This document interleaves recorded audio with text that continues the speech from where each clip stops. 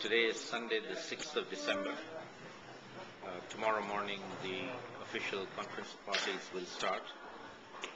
Today was the second and last day of the G77 preparatory meeting, where they discussed what their position will be in the negotiations going forward, and discussed what is going to happen when the ministers come at the high-level segment.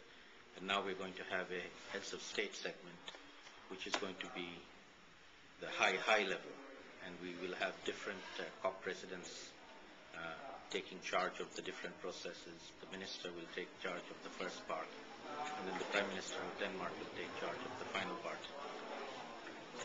The Danish Prime Minister has floated a political agreement text which he has shared but not given out officially. At the same time, the Chinese government has invited a number of countries, particularly India, Brazil, and South Africa, to Beijing recently, where they have floated an alternative text which they shared with the G77 today. It's not very clear what is going to happen, whether the negotiating text that has been worked on for all these months, lastly in Barcelona and now in Copenhagen, will be used, or it will be thrown out and a political agreement will be used as the text when the ministers and heads of state come.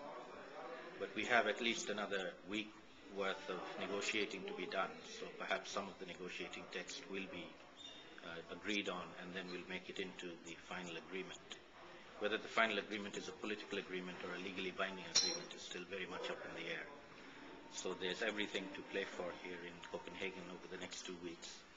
The first week will be negotiations, the second week will be high level, and then the heads of state. And it's very unclear as to what we will have at the end of that process, whether or not there will be an agreement, and if so, what kind of an agreement that will be.